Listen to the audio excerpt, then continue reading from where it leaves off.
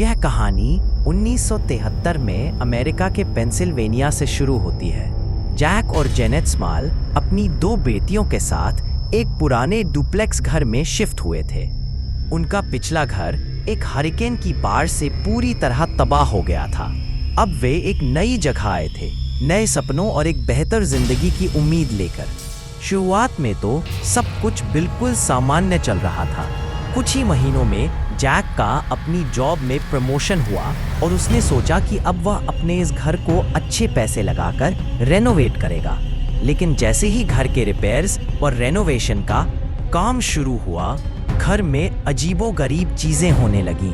धीरे धीरे घर की चीजें इधर उधर होने लगीं। कई बार रिपेयर में काम आने वाले टूल्स और इक्विपमेंट्स गायब हो जाते थे और फिर अपने आप उसी जगह पर वापस आ जाते थे जहां से वे गायब हुए थे। घर के एक कमरे में दीवारों पर अजीब से काले निशान दिखाई देते थे। जैक ने उन निशानों के ऊपर दीवारों पर पेंट के 3-4 कोट करवाए, लेकिन कुछ ही दिनों में वे काले निशान फिर से वापस आ जाते। जैक ने कई बार खुद भी उन दीवारों को पेंट किया, लेकिन 3-4 दिनों के बाद वे काले निशान हमेशा वापस आ जाते थे। इसी बीच घर की लाइट्स कई बार अपने आप फ्लिकर करने लगती थी। एक बार शाम को जैक टीवी देखने बैठा तो अचानक ही उसके टीवी में आग लग गई, मानो किसी ने टीवी पर कोई बम फेंक दिया हो। जैक ने कई इलेक्ट्रिशियंस को घर की वायरिंग चेक करने के लिए बुलाया, पर कभी कोई गड़बड़ी नहीं मिली। एक रात देर में उनके घर का रेडियो फुल वॉल्यूम पर बजने लगा। जैक गुस्से में नींद से उठा, सोचा कि शायद उसकी बेटियां कोई शैतानी कर रही हैं।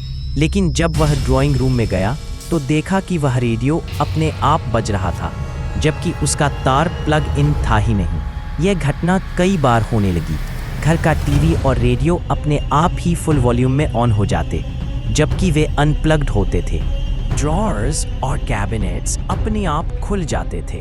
घर का टेम्परेचर भी अचानक ड्रॉप हो जाता था और गर्मी के महीने में भी घर के अंदर कपकपाती ठंड हो जाती थी।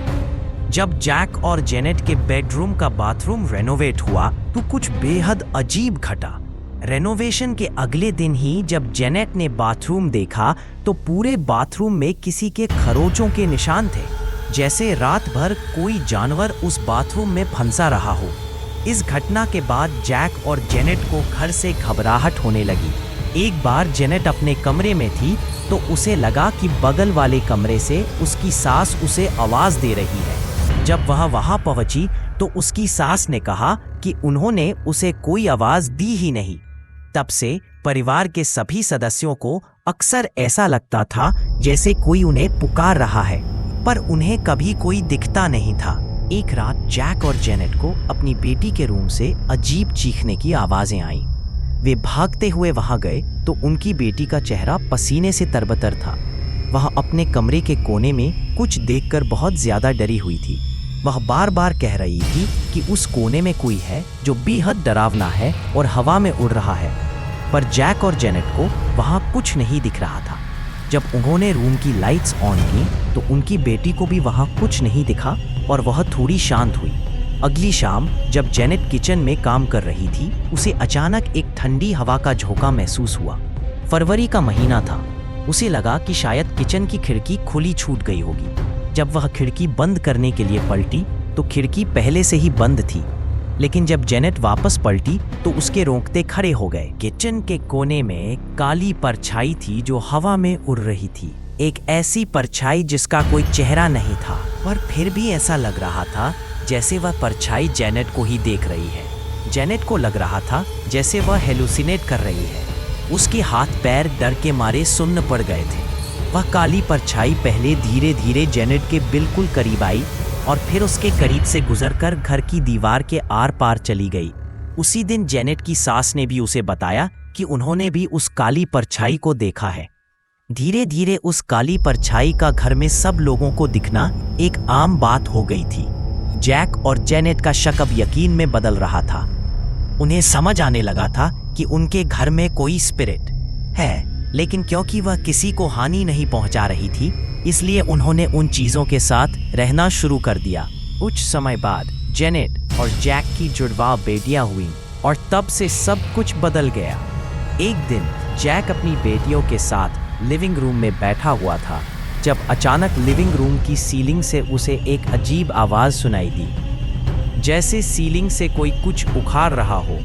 जब जैक ने ऊपर देखा तो उसकी सांसें अटक गईं। उसने जल्दी से अपनी छोटी बेटी को अपने पास खींचा और जैसे ही वह हटी, बड़ा सा झाड़ फानूस सीलिंग से नीचे गिर गया। अगर उस झाड़ फानूस के नीचे कोई आ जाता तो उसका जिंदा बचना बहुत मुश्किल था। इस घटना के बाद जैक चर्च गया और एक प्रीस्ट से अपने घर में हो रही चीजें शेयर की। वह प्रीस्ट उनके घर आया और उसने एक आशीर्वाद अनुष्ठान किया। उसके बाद थोड़े समय के लिए सारी गतिविधियां बंद हो गई, लेकिन फिर कुछ समय बाद सब वापस शुरू हो गया और इस बार उन चीज़ों का होना बहुत ज़्यादा बढ़ गया था।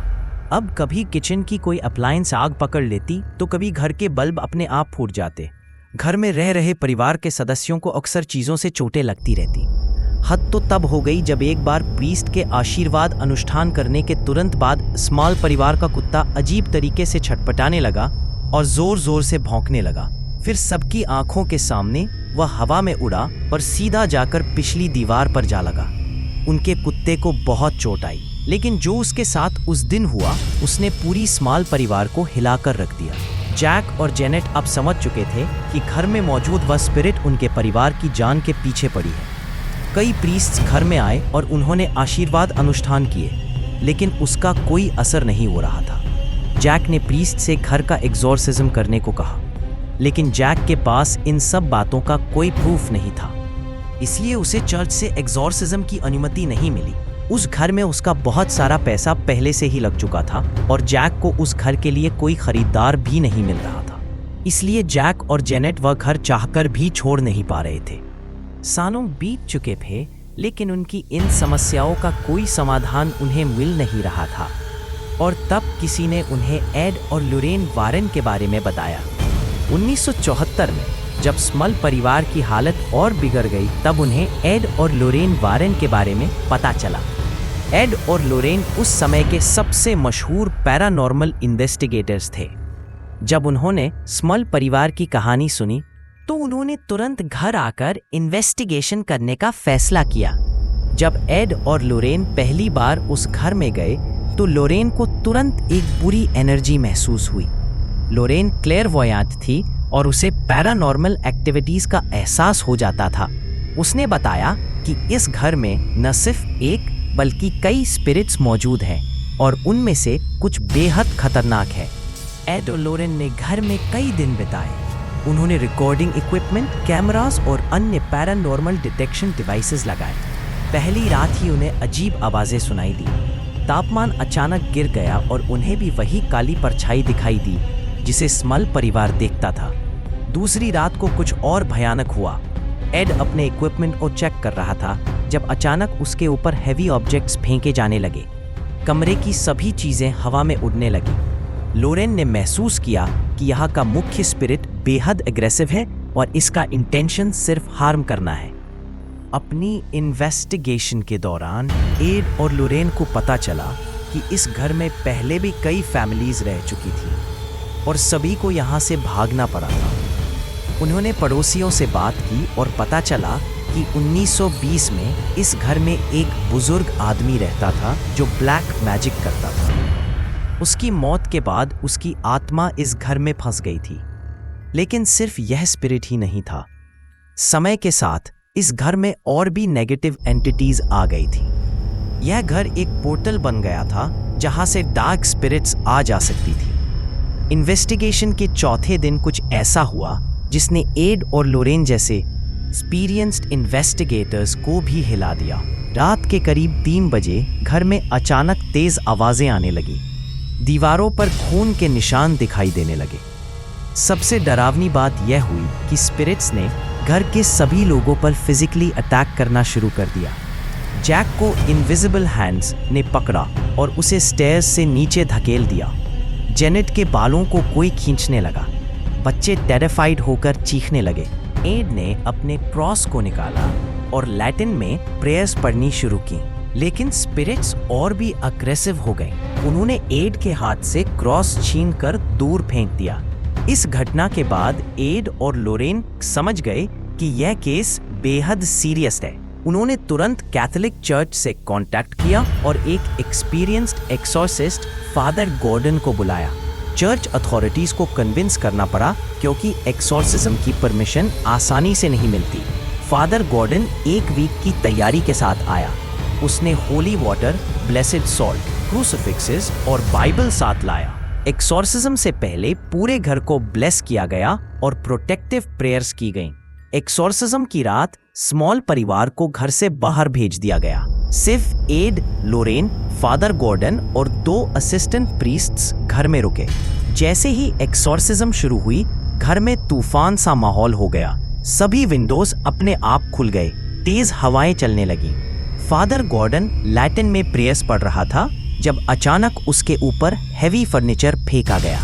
स्पिरिट्स की आवाजें तेज होती गई। वे घर के अलग अलग कमरों से थ्रेटनिंग वॉइसेस में चीखने लगी। लोरेन को लगा जैसे कोई उसकी सांस रोकने की कोशिश कर रहा है। एक्सॉर्सिज्म के बीच में कुछ ऐसा हुआ जिसकी उम्मीद किसी को नहीं थी। मुख्य स्पिरिट ने लोरेन को पोजेस करने की कोशिश की। लोरेन अचानक अजीब भाषा में बोलने लगी और उसकी आवाज पूरी तरह बदल गई। एड को तुरंत समझ आ गया कि क्या हो रहा है। उसने लोरेन को टाइट होल्ड में लिया और फादर गॉर्डन से जल्दी एक्सॉर्सिज्म कंप्लीट करने को कहा। यह मोमेंट बेहद क्रिटिकल था क्योंकि अगर स्पिरिट लोरेन को पूरी तरह पोजेस कर लेती तो स्थिति कंट्रोल से बाहर हो जाती। 6 घंटे की लंबी और खतरनाक एक्सॉर्सिज्म के बाद आखिरकार स्पिरिट्स को घर से निकाल दिया गया। फादर गॉर्डन की पावरफुल प्रेयर्स और एड लोरेन की एक्सपर्टीज की वजह से यह मिशन सक्सेसफुल हुआ। एक्सॉर्सिज्म के बाद घर में पूरी तरह शांति हो गई।